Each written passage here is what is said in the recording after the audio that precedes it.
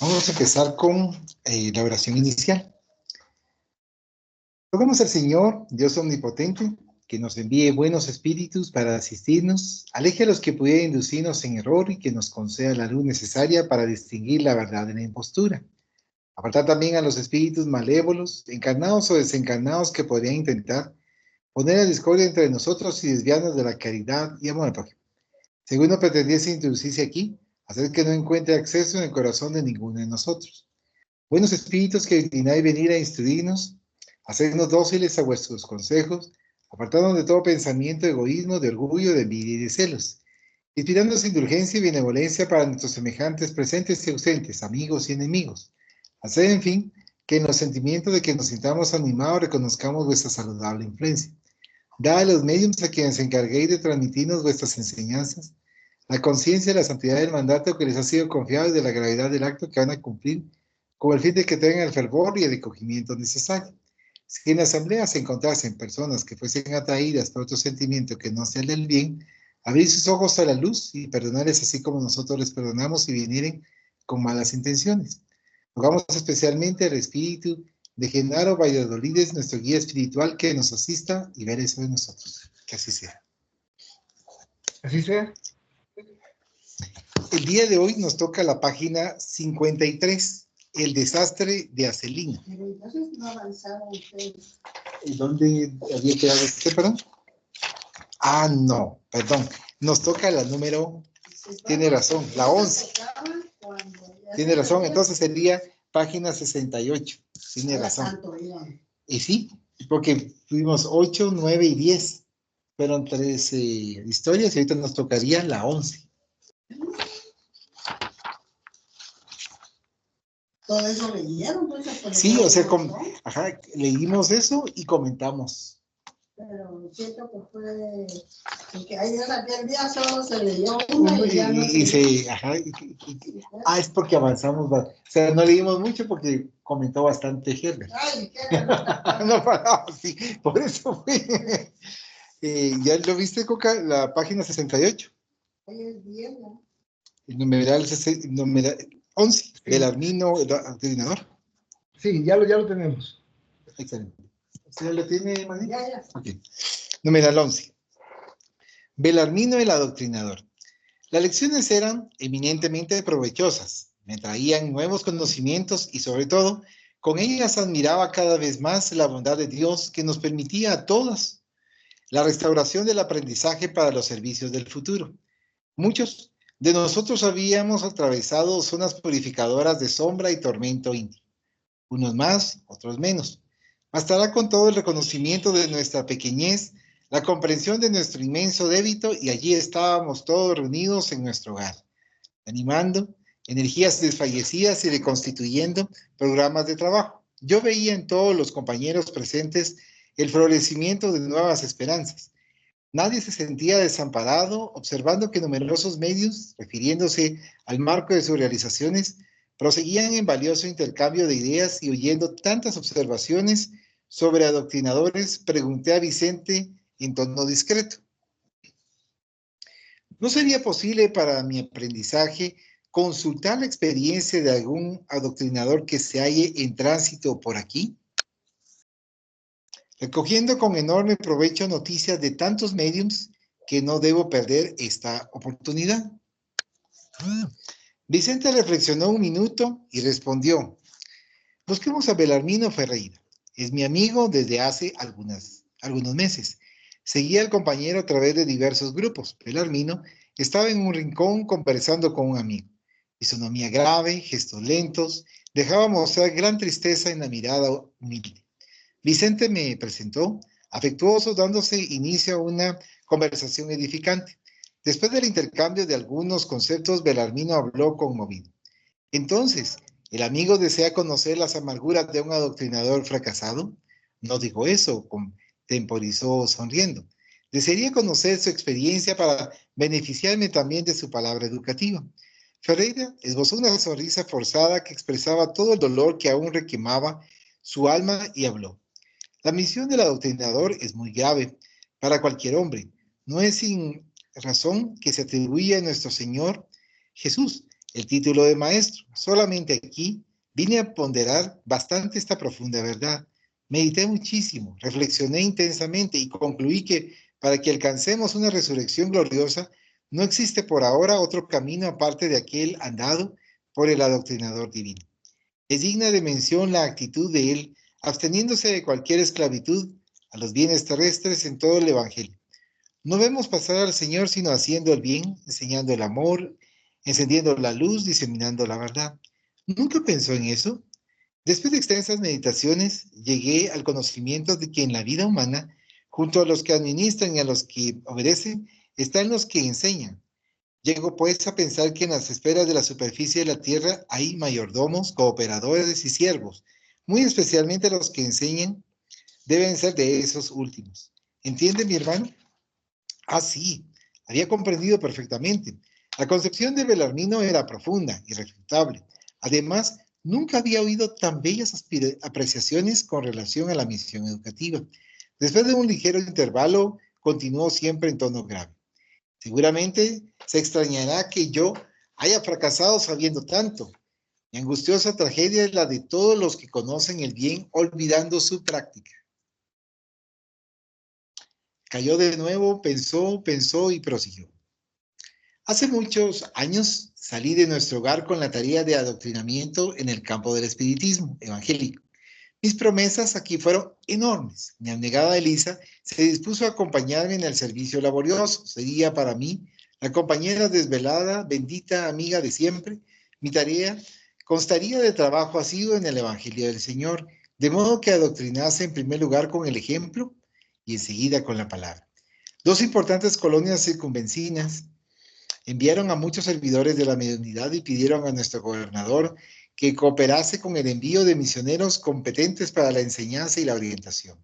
A pesar de mi pasado culpable, me ofrecía el servicio con el aval del ministro Gedeón, que no vaciló en auxiliarme. Debería desempeñar actividades concernientes a mi rescate personal y atender a la honrosa tarea, proporcionando luz a hermanos nuestros en los planos visibles e invisibles. Se me imponía sobre todo el deber de amparar a las organizaciones mediúnicas, estimulando a los compañeros de lucha puestos en la tierra al servicio del ideal de la inmortalidad. Sin embargo, mi amigo no conseguía escapar a la red envolvente de las tentaciones. Desde niño, mis padres me socorrieron con las nociones consoladoras y edificantes del espiritismo cristiano. Vaya circunstancias que me parecieron casuales. Situaron mi esfuerzo en la presidencia de un gran grupo espiritista. El servicio era prometedor, las actividades nobles y constructivas, pero llevado por el excesivo apego a la posición de comando del barco doctrinario, me llené de exigencias. 8 médiums extremadamente dedicados al esfuerzo evangélico me ofrecían colaboración activa. Sin embargo, busqué colocar por encima de todo el precepto científico de las pruebas irrefutables, cerré los ojos a la ley de merecimiento individual, olvidé los imperativos del esfuerzo propio y envanecido con mis conocimientos del asunto, comencé, tan solo en virtud de la falsa posición que usufructuaban en la cultura filosófica y en la investigación científica, por atraer a nuestro círculo amigos de mentalidad inferior. Insensiblemente brotaron en mi personalidad sorprendentes propósitos egoístas. Mis nuevos amigos querían demostraciones de toda suerte y ansioso por recoger colaboradores en la esfera de la autoridad científica, exigía de los médiums largas y porfiadas investigaciones en los planos invisibles. El resultado era siempre negativo, porque cada hombre recibirá ahora y en el futuro de acuerdo con sus propias obras. Eso me irritaba. Poco a poco se instaló la duda en mi corazón, perdí la serenidad de otro tiempo, comencé a ver en los médiums que se retraían a mis caprichos compañeras de mala voluntad y de mala fe. Proseguían nuestras reuniones, pero de la duda pasé a la incredulidad destructora. ¿No estábamos en un grupo de intercambio entre lo visible y lo invisible? ¿No eran los medios simples aparatos de los difuntos comunicantes? ¿Por qué no habrían de venir aquellos que pudiesen atender a nuestros intereses materiales inmediatos? ¿No sería mejor establecer un proceso mecánico y rápido para las comunicaciones? ¿Por qué la negativa de lo invisible para mis propósitos de demostrar positivamente el valor de la nueva doctrina? En vano, Elisa me llamaba hacia la esfera religiosa y edificante donde podría aliviar el espíritu atormentado. El Evangelio es un libro divino, pero mientras permanecemos en la ceguera de la vanidad y de la ignorancia, no nos expone sus sagrados secretos. Por eso mismo, lo tachaba de vetusto y de desastre en desastre antes de que me afirmase en la misión de enseñar los brillantes amigos del campo de las reflexiones inferiores de la tierra. Me arrastraron al completo negativismo de nuestra agrupación cristiana, donde hubiera podido edificar construcciones eternas. Me transferí para el movimiento, no de la política que eleva, sino de la política inferior, que impide el progreso en general y establece la confusión en los espíritus encarnados. Por ahí me estanqué mucho tiempo, desviado de mis objetivos fundamentales porque la esclavitud al dinero me había transformado los sentimientos. Y así fue. Acabé mis días hasta con una buena situación financiera en el mundo y un cuerpo acribillado de enfermedades, con un confortable palacio de piedra y un desierto en el corazón. La revivencia de mi antigua inferioridad me volvió a unir en el plano de los encarnados y desencarnados a compañeros indignos, y mi amigo podrá evaluar el resto. Tormentos, remordimientos, expiaciones. Concluyendo, aseveró: pero, ¿cómo no habría de ser así? ¿Cómo aprender sin escuela, sin volver a tomar el bien y corregir el mal?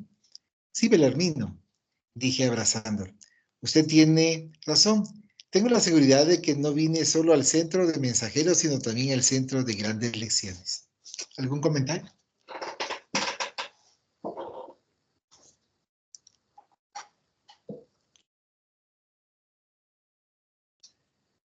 ¿Qué piensa, Maguita?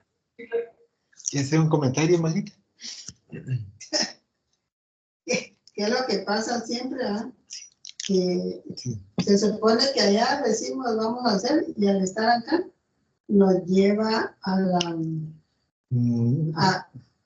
egoísmo, a que sean admirados, porque eso pasó, porque tenía él para que le estuviera exigiendo más a cada medio, o sea que quería que hicieran lo que él quería. El protagonismo. Sí, eso. Y al final, como dicen que ya no creyó. No. No porque no, como no se basaba en el evangelio, en la simplicidad, sino que quería como que pruebas irrefutables y con cosas tan como simples. Adivinamiento o algo así, decía, ¿no? Un momento Porque era como que acá que ahí se van a tirar las cartas, hacer preguntas y que les respondieran. Creo que hasta eso llegó, ¿no? Sí. Y por eso mismo también se dejó influenciar por la parte económica, o sea, que es importante, sí. Ajá, le daban, y entonces había el palacio que menciona en su casa, pero el desierto en su corazón. O sea, es que eso ahorita me estoy recordando, que la señora que le conté, como fui al médico, y ahí que ella es auxiliar del doctor, pero es psicóloga, y me dijo, ¿y usted conoce algún médium? Sí, le dije. Bueno, pero ella pensando que mediums es como aquellos que les van a hacer preguntas. Así pensaba, porque mira, le dije, eso no se puede hacer ahí. Ahí hay una oración y dirán los espíritus lo que quieran, pero uno no puede hacer eso. Eso solo puede ser para aquellas que leen cartas, con las que fuman el puro, todo eso, pero en medio no. Igual, fíjese que hay un programa, yo no sé por qué me lo mandaron, pero dice, ¿quieres saber si eres sensible? Era una de las cosas. De ahí que si uno tenía mediunidad y que no sé cuánto, ¿va? Entonces el señor que da eso, él dice, yo soy medium, dice.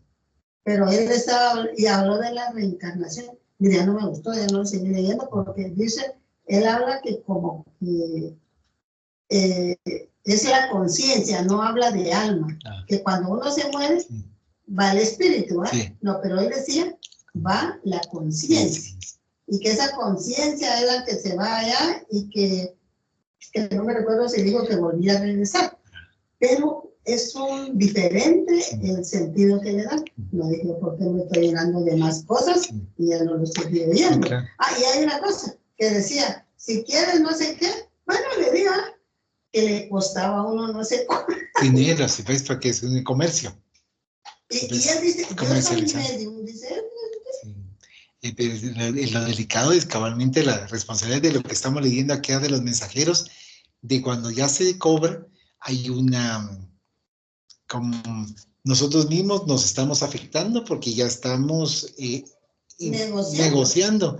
Y al negocio, obviamente las entidades no van a ser de luz quienes nos van a acompañar, sino las entidades. Nosotros y seguramente que eso le pasó, ¿verdad? A este, ¿cómo se llama?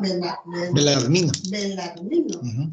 A él le pasó eso. Sí. Que se fue a, ¿cómo se llama? Y la importancia de mantener, o sea, aquí desde un inicio nos dice, primero la práctica y luego la teoría, en cuanto a la práctica del Evangelio. O sea, que para que nosotros, o sea, que mantengamos dentro de nosotros la práctica y que podamos dar a adoctrinar, pero en base a la práctica. Eso me gustó bastante. ¿Ok? Sí, yo creo que, ¿me escuchan? Sí, ¿me escuchan? Sí. Yo creo que esto es uno de los grandes problemas que encontramos en la doctrina espírita. Porque yo creo que el primer problema comienza, bueno, no es que comience, pero sí lo encontramos con los asistentes a las escuelas espíritas. ¿Por qué? ¿Por qué les digo esto? Generalmente cuando comienzan a llegar. Porque como nos dice Magdita, tienen otra idea, una idea totalmente diferente de lo que es el espiritismo. Entonces piensan que van a poder hacer consultas con algunos hermanos espirituales que pueden comunicarse con algún hermano que ya falleció, que pueden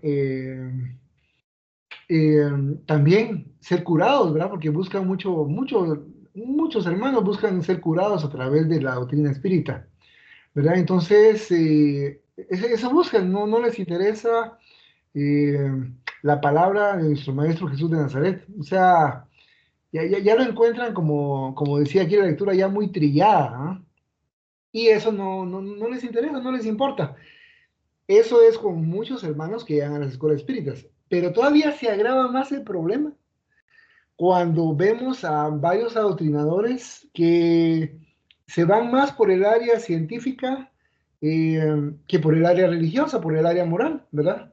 Entonces dice, no, a mí me gusta más el área científica de la doctrina espírita. Entonces, el área moral no, como que es muy religioso, dicen, ¿verdad? Pero ese que es muy religioso lo están tildando como, no me quiero meter a transformar mi vida, ¿eh? Porque es prácticamente moral. Eso nos habla nuestro Maestro Jesús de Nazaret de una renovación que tenemos que hacer nosotros. Y eso es más duro, eso es más difícil.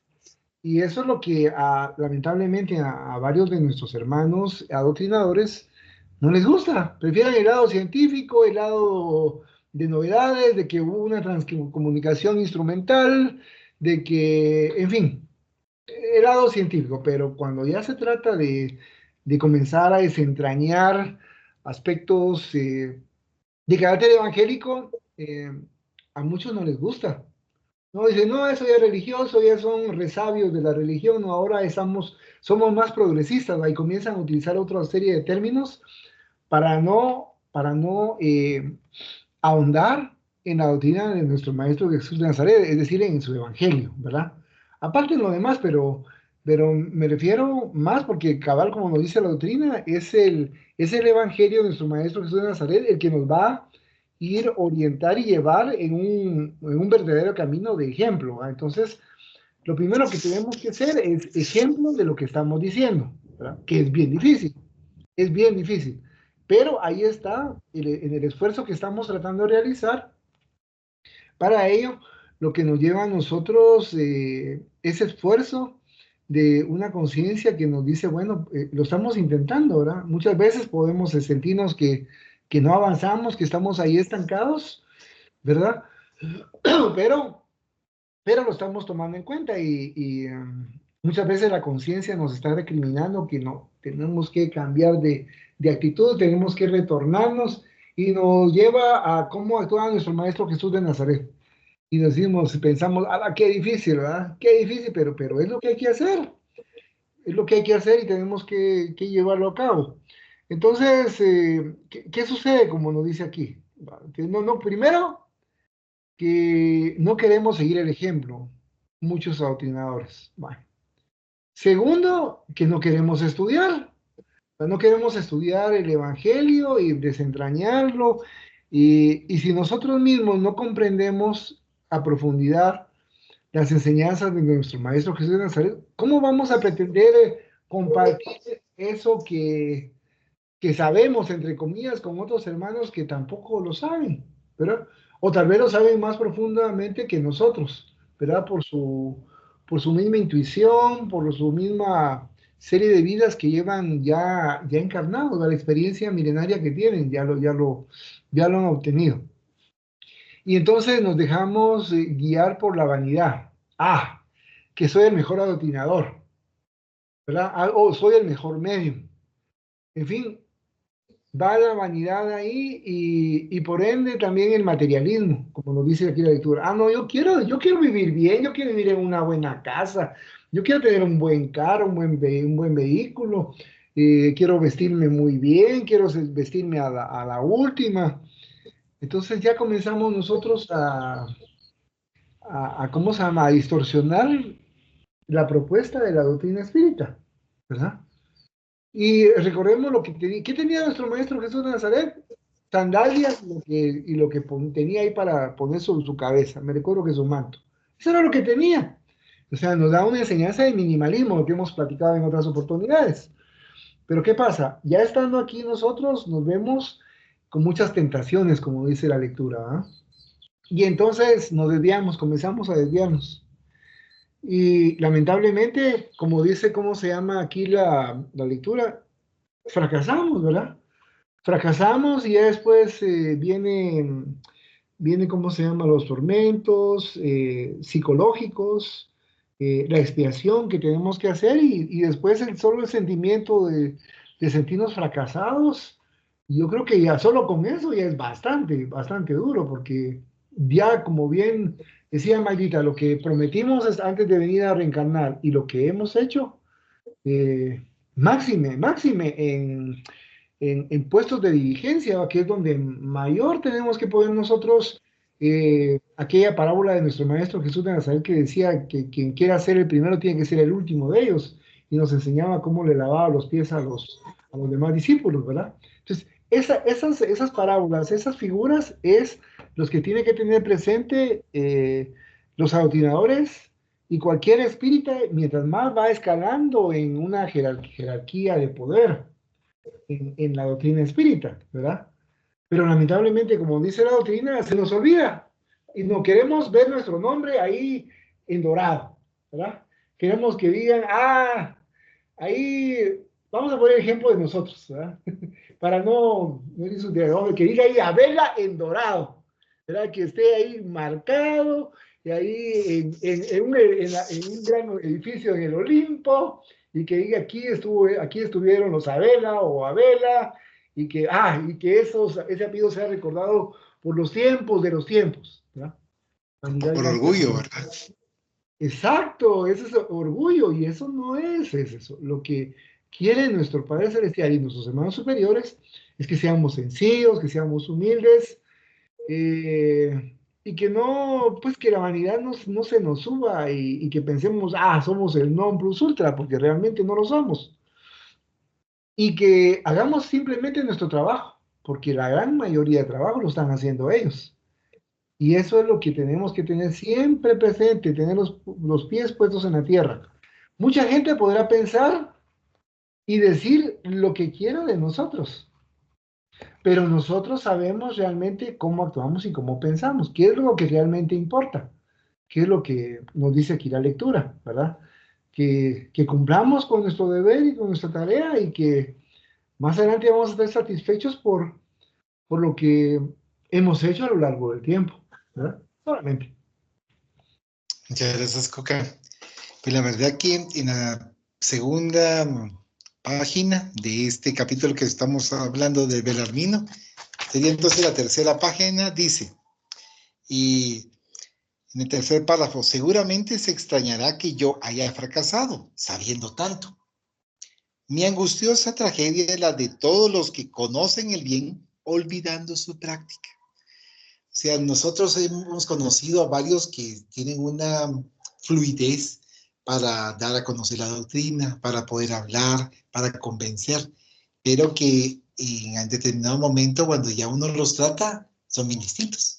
Entonces, uno procurar, una oportunidad, me recuerdo que dijo una entidad, bueno, ¿tú ya viste cómo pasó este hermano? Sí.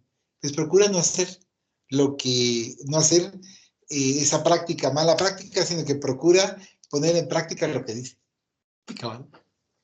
Sí, es que quizás sean buenos divulgadores, oradores. oradores. Ellos dicen, convencen a la gente, pero ellos no están convencidos. Como dice, el hábito no hace al monje, ¿verdad? Eso lo está hablando lo que ha estudiado, pero no lo está viviendo. Sí. Eso es. Y yo pienso que hay mucha gente aquí así, sí. Y en las escuelas. En las escuelas. Y de ahí como nos buscan, ay, y como a mí me disgusta que digan, ay, el hermano, porque hablan de hermanos, solo los evangélicos, solo son hermanos los evangélicos, todos los demás ya no son. A mí no me gusta que me digan hermana o hermana. Todos somos, ¿verdad? Entonces, ay, el hermanito, entonces como que le van subiendo el ego. Ahí creo que está. Ahí está. Porque entonces solo él lo usan y todo, entonces él ya se cree. Sí. Y ahí ya se quedó todo lo demás. Sí.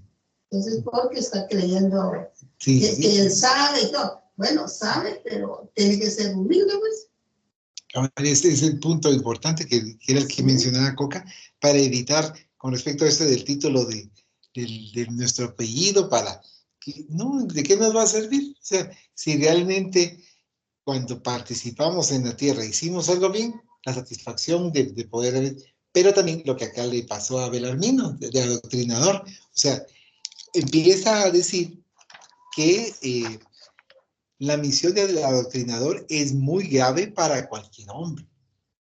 No hay sin razón que se atribuía a nuestro Señor Jesús el título de maestro, que es en la página 69, como en el sexto párrafo, en la parte de la... ¿En la cual de cuál? Página 69. Ah, yo hice sí, 69. 69 y es en el párrafo grandote que está abajo. Es que a él, bueno, al final que como él fracasó, sí. Él fracasó en lo que le habían dicho que tenían que venir a hacer. Y por eso le llevaron a, ¿cómo se llama? El que llevaron para que le hablara. ¿Cómo se llama? Ferreira. ¿Ah? Ferreira. Belarmino Ferreira era el adoctrinador. Él es André Luis. André Luis es que le está... Luis, él era que está recibiendo. Quería conocer a alguien, que quería conocer a un adoctrinador. Y él le va a decir que le fue mal. Sí. Eso al final. Ajá, entonces, y aquí cuando dice, entonces el amigo desea conocer las amarguras de un adoctrinador fracasado. No digo eso, o sea, porque, pero él lo decía en tono de broma, pero de tristeza. Era cierto. Es que si así estaba muy pesado, pero era cierto. Era verdad. Ahora, vamos a la página 73, dice 12. La palabra... Una preguntita. Por favor. Perdón. Solo para que recordarnos, es un breve comentario. ¿Leyeron Pablo y Esteban? Yo sé que sí, Orachi, pero ¿Magrita leyó Pablo y Esteban? Pablo y Esteban leyó. Sí. Sí, dice Magrita. Entonces les voy a hacer un pequeño comentario. Ahí estamos viendo nosotros dos tipos de adoctrinadores. Esteban, que adoctrinaba en forma hermosa y había entendido perfectamente el evangelio de nuestro maestro Jesús de Nazaret, que le daba mucho, pero mucho amor y lo iba sacando de los moldes de las formas, es una forma de adoctrinar. Por el otro lado estaba también Pablo, que era muy buen orador, era conocedor de las leyes, pero él se regía por las formas, se regía por ¿qué les decía? Por los procedimientos, más que todo. ¿Qué pasó? Cuando se produjo esa transformación, ya había desencarnado Esteban, ¿verdad? Lamentablemente se perdió ahí lo que hemos visto, una buena parte de la modificación, como hubiera sido la enseñanza del Evangelio de nuestro Maestro Jesús de Nazaret, y entonces viene y comienza a concientizarse Pablo, y se queda mudo. ¿Se recuerdan? Porque él dijo, no, mejor me quedo mudo, y pasó un gran tiempo en que no hablaba, a pesar de que era un excelente adoctrinador, él sabía que tenía que ejemplificar lo que estaba diciendo. Y entonces, como el tiempo comenzó a transformarse, y ya cuando se había producido esa transformación y volvió otra vez a ser adoctrinador, ya lo estaba haciendo de una manera diferente, ¿verdad? Solamente. Con convencimiento, ¿verdad? ¿Cuántos modos? ¿Cuántos modos ahora vemos ahorita? Dice Sí. Magrita. Okay. Adelante, adelante. Sí. Numeral 12, página 73. La palabra de Monteiro. Las enseñanzas aquí son variadas. Era el amigo de Belarmino quien había tomado la palabra mostrando agradable manera de hablar. Continuó. Hace 3 años sucesivos que vengo diariamente al centro de mensajeros. Y las lecciones son siempre nuevas. Tengo la impresión de que las bendiciones del espiritismo llegaron prematuramente al camino de los hombres. Si mi confianza en el Padre fuese menos segura, admitiría esa conclusión. Belarmino, que observaba atento a los gestos del amigo, intervino explicando. Nuestro querido Monteiro tiene gran experiencia sobre el asunto. Sí, confirmó él. Experiencia no me falta. También anduve a tontas y a locas en los sembrados terrestres. Como saben, es muy difícil escapar a la influencia del miedo, pero del medio. Gracias. Cuando te encuentras en la lucha en la carne, son tantas y tamañas las exigencias de los sentidos con relación al mundo externo que de igual forma no puede escapar al doloroso desastre. ¿Pero cómo? Indagué interesado en consolidar conocimientos. Es que la multiplicidad de fenómenos y las singularidades mediúnicas reservan enormes sorpresas a cualquier adoctrinador que posea más razones en la cabeza que sentimientos en el corazón. En todos los tiempos, el vicio intelectual puede desviar a cualquier trabajador más entusiasta que sincero, y fue esto lo que me sucedió. Después de una ligera pausa, prosiguió. No necesito aclarar que también partí de nuestro hogar en otro tiempo, en misión de entendimiento espiritual. No iba para estimular fenómenos, sino para colaborar en la iluminación de compañeros encarnados y desencarnados. El servicio era inmenso.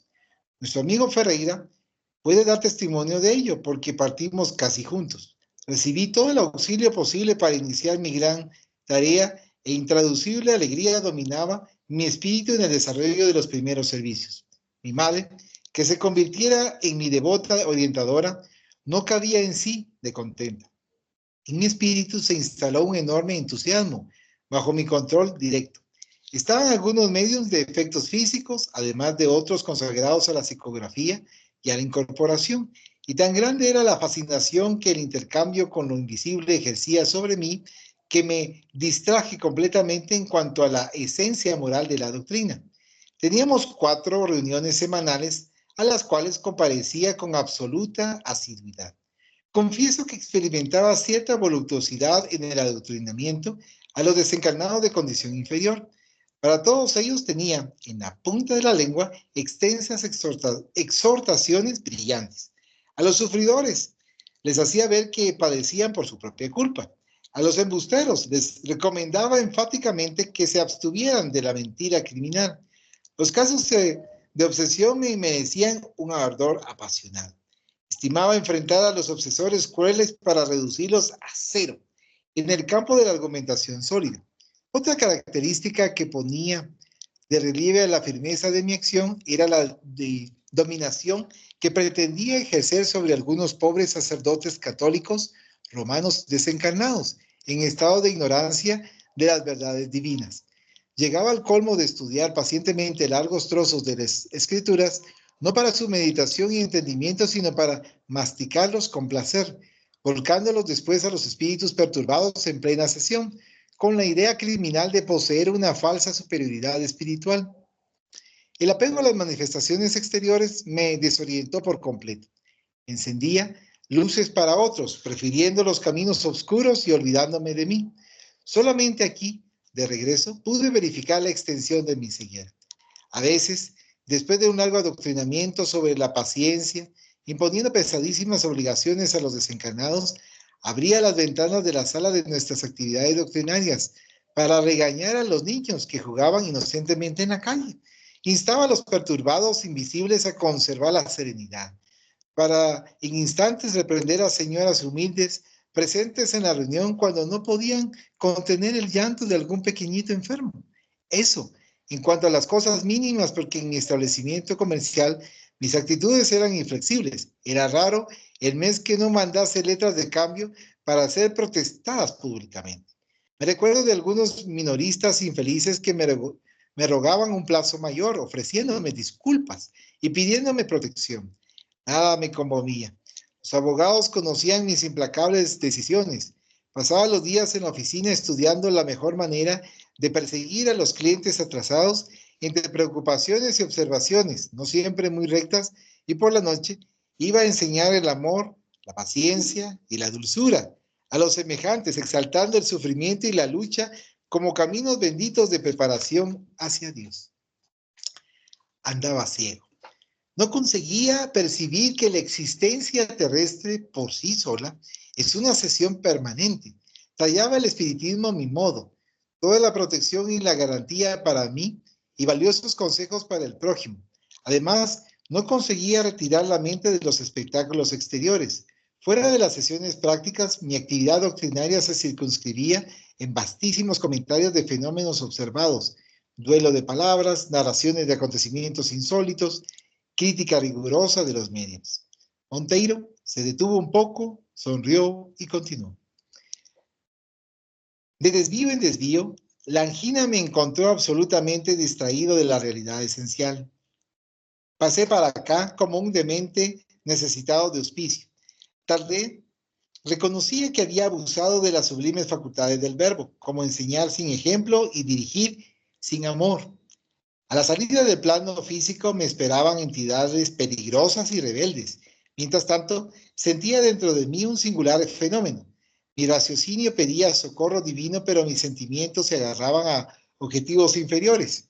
Mi cabeza se dirigía al cielo, en súplica, pero el corazón se pegaba a la tierra. En ese estado triste me vi rodeado de seres malévolos que me repetían largas frases de mis discursos en las sesiones con actitud irónica. Me recomendaban serenidad, paciencia y perdón de las faltas ajenas. Me preguntaban igualmente por qué no me desprendía del mundo, estando ya desencarnado. Vociferé, rogué, grité, pero tuve que soportar ese tormento por mucho tiempo. Cuando los sentimientos de apego a la esfera física se atenuaron, la conmiseración de algunos buenos amigos me trajo hasta aquí. Imagínese, mi hermano, que mi infeliz espíritu aún se encontraba en rebeldía. Me sentía descontento. ¿No había fomentado las sesiones de intercambio entre los dos planos? ¿No me había consagrado al esclarecimiento de los desencarnados? Percibiendo mi ridícula irritación, generosos amigos me sometieron a un tratamiento. No quedé satisfecho. Pedí audiencia a la ministra veneranda, teniendo en cuenta que ella había sido la intercesora para mi oportunidad. Quería explicaciones que pudiesen atender a mi capricho individual. La ministra está siempre muy ocupada, pero es muy atenta. No marcó una audiencia, dada la insensatez de la solicitud. No obstante, por exceso de gentileza, me visitó durante el tiempo reservado para su descanso. Le acribillé los oídos de lamentaciones, lloré amargamente. La benefactora, por un prodigio de paciencia evangélica, me oyó durante 2 horas. En expresivo silencio, dejó que me cansase en la larga e inútil exposición. Cuando me callé, a la espera de palabras que alimentasen el monstruo de mi incomprensión, Veneranda sonrió y respondió: Monteiro, amigo mío, la causa de su derrota no es compleja ni difícil de explicar. Usted se entregó excesivamente al espiritismo práctico, junto a los hombres nuestros hermanos, pero nunca se interesó por la verdadera práctica del espiritismo junto a Jesús, nuestro maestro. En ese instante Monteiro hizo una extensa pausa Pensó unos momentos y habló conmovido. Desde entonces mi actitud cambió muchísimo. ¿Entendió? Aturdido con la profunda lección, respondí masticando las palabras como quien piensa más para hablar menos. Sí, estoy tratando de comprender. Pues ahí se terminó. Ahí termina. Entonces acá nos damos cuenta de lo que platicaba Coca y lo que usted decía de que mudos, porque ya uno piensa más antes de decir las cosas, antes de refutar, antes de querer encarar, antes de querer pelear, antes de sacar la espada para defender, sino que ir analizando los acontecimientos y darse cuenta que hay muchos hermanos que piden, exigen, pero no cambian. Entonces no podemos pedirles mayor cosa si ellos no quieren cambiar, pero también les podemos decir, cabal como la hermana Veneranda, que ellos se examinen, que ellos analicen y que eso sí, la parte interesante, se dedicó bastante a la práctica, pero que no tuvo a Jesús y el amor de Jesús en su vida cotidiana. Es que ahí el diablo predica, pero no se convierte. Eso. El hábito no hace al monje. Sí, porque él va a predicar en la noche y en el día viendo cómo fastidiaba a las gentes. Sí, en su trabajo, en sus negocios. Entonces, no había coherencia. Ajá. Yo pienso que uno tiene que ser justo también en las actividades, sí. ¿Verdad? De no también ser mala gente. No, ya no querer serlo, ya pasar esa página de la que traemos arrastrando, ¿verdad, hermanita? ¿Coca o familia? Sí, estaba analizando esta lectura y corroboraba más lo que hemos comentado en otras oportunidades. ¿Se recuerdan que yo les decía que de pequeño yo no tragaba mucho a los comerciantes? Y era porque en otra vida fui comerciante. Y como no hice buen uso de toda esa plata que probablemente gané con el comercio, ¿no? Y por eso en esta existencia yo no quería saber nada de comercio ni nada de eso. Prefería mejor otra actividad, pero no dedicarme al comercio. Y esto me lo está, ¿cómo se llama? Como diciendo, confirmando, porque generalmente uno cuando está en el comercio uno busca lucro y uno busca la mayor ganancia, ¿verdad? Y muchas veces, pues, abusando de otras personas, o sea, como pasa muchas veces, ¿verdad? Por ejemplo, le voy al agricultor un quetzal y yo en el intercambio como intermediario voy a venderlas a 100 quetzales, por decirles algo, pero es una cantidad enorme la que gana el intermediario, es decir, el comerciante, ¿verdad? A raíz de otras personas que son productoras. Entonces, por eso desde pequeño no me llamaba la atención ni ser comerciante, ni dedicarme a ello por ningún motivo, y esto me lo está confirmando, ¿verdad? ¿Por qué? Porque definitivamente hice mal uso del comercio en otra existencia. Aquí también nos dice ese deseo de tener la razón siempre, ¿verdad?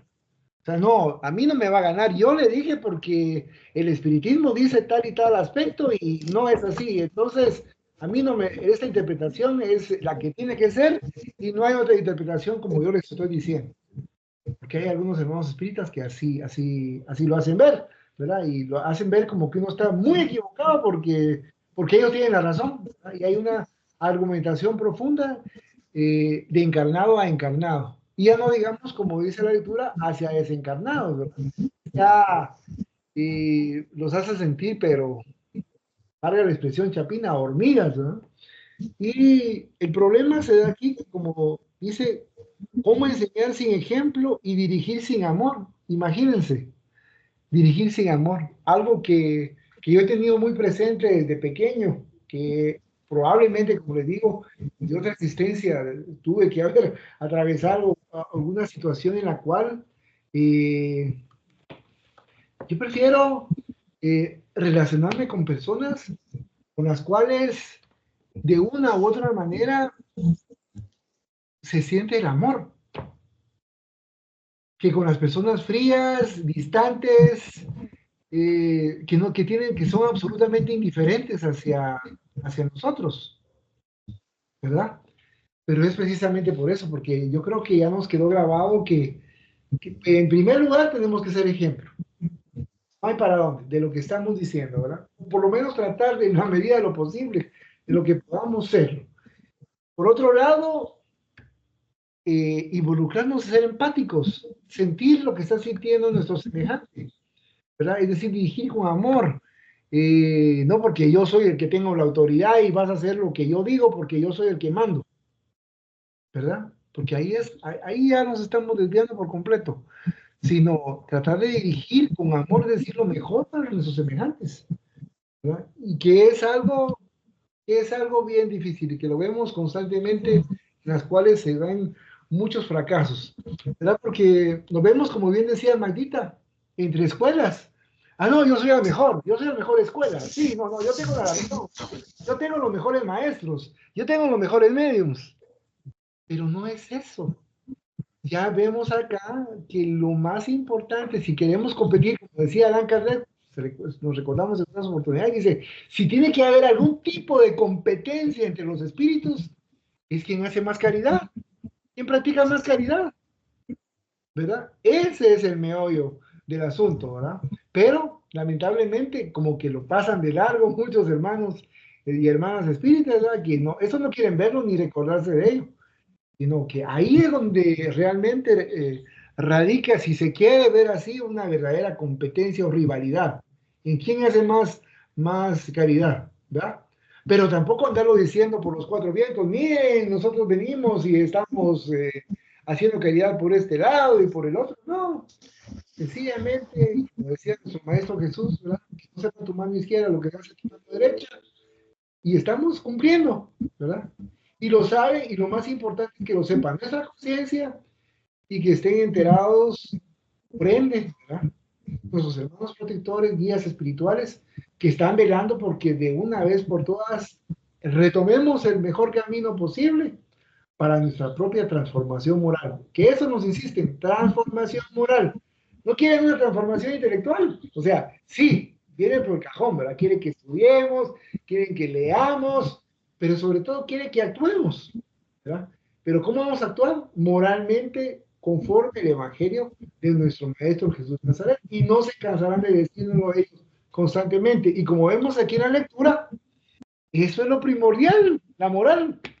Es lo primordial, es lo que como nos decía en algún libro, en una lectura, lo que nos va a hacer dar el paso al siguiente escalón.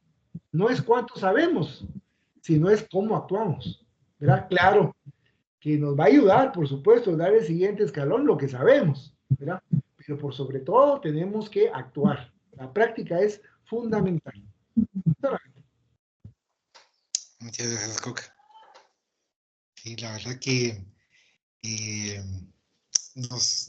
va de la mano uno, el primero Belarmino y ahorita Monteiro, ¿verdad? Porque al primero le dieron la oportunidad que varios mediums estuvieran ahí para poderles ayudar, para poderles ayudar, mientras que los exprimió de tal punto en donde se perjudicó él y perjudicó a los mediums. En este caso, Monteiro, ser el mismo, como usted bien decía, ¿verdad, Magdita? Ser el mismo, por supuesto, para mejor en la vida cotidiana y en las actividades espíritas, la misma persona, para bien. O sea, procurando, irnos esforzando. Sabemos que tenemos ciertas limitaciones, pero ir mejorando. Y esa mejoría va viendo tanto nuestro guía espiritual como nuestro padre. Es bien difícil, piensan. Pero fíjese que yo creo que conforme vamos estudiando, usted una vez nos decía que cuanto más empezó a estudiar, a leer, fue modificándose y usted no se daba cuenta. Entonces ya en ciertas cosas usted se da cuenta que ya reaccionaba de una forma distinta. Uno tal vez no se da cuenta, sino que hay otros que lo miran extraño a uno, que porque ya no actúa de la misma manera, sino que trata la manera de ser más coherente. Yo creo que sí, pero lo que sí ahora me doy cuenta es de que, por ejemplo, el otro día estaba analizando, porque todos, bueno, yo rezo el Padre Nuestro, ya no sé si usted lo reza. Yo también. Va, pero fíjese que una noche estaba rezando, o después dije al Padre Nuestro, y donde dice, perdona nuestras ofensas, así como nosotros perdonamos a los que nos ofenden. ¿Va? Y mucha gente lo reza y ni se da cuenta lo que está diciendo. En cambio, ahora yo sí ya he tratado de, de ya no sentir ningún, rencor o resentimiento o algo contra alguien. Eso creo que sí, porque porque se siente uno mal, dice, así como también. Entonces se pone uno a analizar. Oye, uno va a decir, y no lo está haciendo, no es mejor no decir nada. Eso fuera. Sí, porque se está y a veces sí me disgusto, como le dijera, porque hay algo que tal vez lo va a molestar, que uno anda a hacer tal cosa y no van a hacerlo, y se disgusta a uno, pero trato de ya no pensar en eso, de ya no seguir con eso mismo, porque eso es lo que le causa a uno también malestar en uno. Incomodidad. Sí, entonces en eso al menos yo creo que sí he avanzado.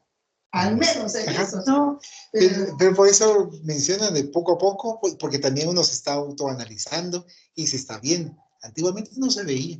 Antiguamente uno actuaba normal, sí, parecía. Sí. Parecía tal vez fastidiando a otra gente. Tal vez molestando a otra gente. ¿Verdad? Pero lo molestaba y uno ni siquiera lo analizaba que estaba molestando a otra persona. En cambio ahora creo que ya lo piensa uno. Si digo o no digo. Y si digo, puedo incomodar. Yo no quiero incomodar. O buscar otra palabra que no les vaya no sea ofensiva. Sino que una... Entonces, ahora no, era así. Así como venía, así se iba. Como una hormiguita. No, pero ya es paso a paso. Sí. Muchas gracias, Magdita. Bueno, entonces vamos a finalizar en esta parte. Nos tocará la siguiente ponderaciones de Vicente, en la siguiente reunión. Vamos, ¿algún último comentario de parte de la familia de Adela González? No, solamente quería recordarle a Magdita que ya según nos ha comentado también ya, y que me gustaría, ese es un muy buen ejemplo que está haciendo para nosotros, el ejercicio diario. Gracias, Magdita. Solamente.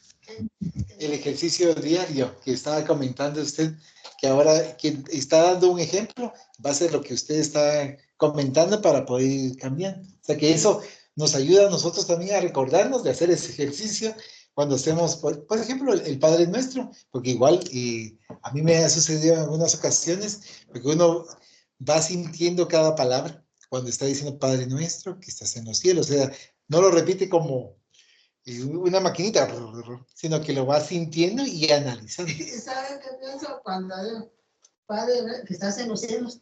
Y fíjate lo que pienso. Pero si los cielos usted no sabe si hay arriba o está abajo. Porque yo miro. Entonces, Padre Nuestro que estás en otra dimensión.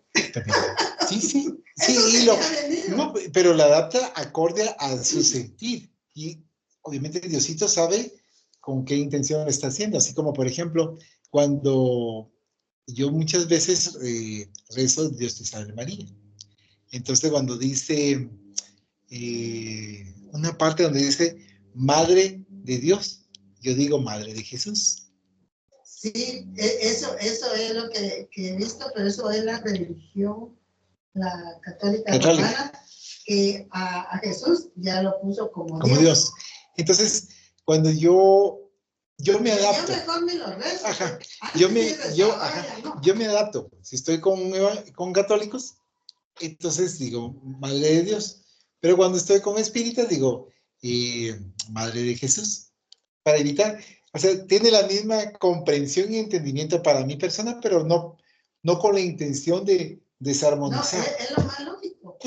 Es lógico, Madre de Jesús. Así es. Sí. Entonces, uno, como usted bien decía, uno trata la manera de ir armonizando y uno sabe que cuando respetando a los católicos, uno es Madre de Dios, hasta lo hago con más suavidad, no digo Madre de Dios, sino que en mi mente Madre de Dios y pensando en Jesús. Pero cuando yo estoy con otras personas, digo Madre de Jesús y solo me miran así como, eso no es. Sí, porque uno está acostumbrado a repetir. Pero esa es la lógica que los católicos no tienen. Sí, la letanía, de repetir y no después que se ponen que, ay Dios, dice, vamos a rezar el rosario. Una mi cuñada, mire usted, con el televisor ahí puesto, y estaba ahí con su rosario, mirando. ¿Cómo hacen eso? No, tampoco. No, eso no. Aún pudiese tal vez tener el televisor puesto, pero del rosario, o del rosario, porque yo conozco a varias personas que no sé, o sea, mire, yo no me aprendí el rosario, pero yo pongo en la televisión el rosario, y entonces así... Mi mamá lo aprendió en el teléfono. Lo tenía, lo ponía ella ahí, a oír el rosario, pero yo decía, y nunca he sido partidaria. Yo creo que yo cuando llegue del otro lado, saber hasta dónde van a mandar, porque soy muy rebelde, porque dice rosario y dice lo mismo. Sí. Lo mismo. Sí, es que mire, todo depende, así como lo que nos contaba ahorita actualmente Coca, que él no quería ser un vendedor, un comerciante. ¿Por qué? Porque él siente que no, algo pasó ahí. Igualmente, usted posiblemente, y tiene sentido, ¿verdad? Que uno repite, pero también una persona me mencionaba, es que usted tiene que ir analizando cuando están pidiendo, porque están pidiendo por varias personas necesitadas. Pero si ya lo analiza de esa manera y usted los está acompañando con ese sentimiento, estamos tranquilos. Pero mire, usted no puede tener la atención. Sí. Fíjese que el rosario son 50.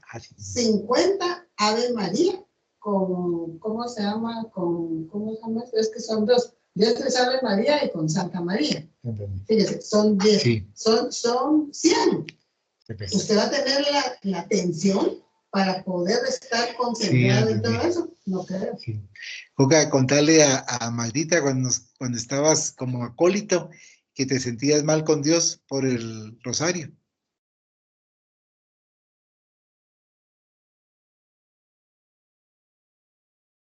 Ya se fue a dormir.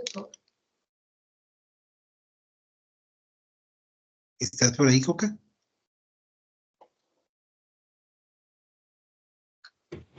¿Qué manda?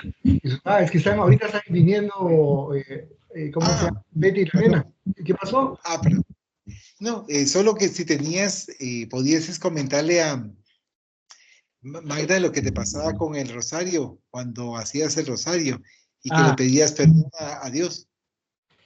Que le pedía perdón a Dios. Sí, porque te cansabas y te aburrías. Sí. Es que a veces pasaba, yo creo que desde estábamos leyendo el Perpetuo, no sé si lo han escuchado, pero no estoy seguro si son como 40 misterios. Pero lo leíamos, a veces 1 hora o 2 horas teníamos que rezarlo de rodillas y ¿cómo se llama? Claro, en el piso, ¿verdad? De rodillas en el piso y rezando creo que no me recuerdo cuántos Padres Nuestros y Aves Marías eran los que había que hacer, ¿verdad? Y llegaba un momento en que yo ya decía, no, ya me cansaba y me dolían las rodillas y decía, Dios mío, perdóname, pero es que me duelen las rodillas y ya tenía que flexionar un poco y medio me sentaba y decía yo, bueno, estoy pecando si me siento porque tengo que estar de rodillas. Y entonces era difícil, ¿no? Pero no, y no sentía nada después de hacer una oración, una letanía, mejor dicho, después de 1 hora y media, a veces 2 horas, me sentía vacío, no sentía algo positivo. Y entonces, como dice Balachi, me sentía mal porque decía yo, no, me siento como pecador porque no estoy cumpliendo, no aguanto el estar de rodillas y aguantar ese dolor y sentir algo por estar haciendo esa letanía, ¿no? ¿Por qué? Porque estaba muy, muy fanatizado. Sí, solamente. Muchas gracias, Coquelque.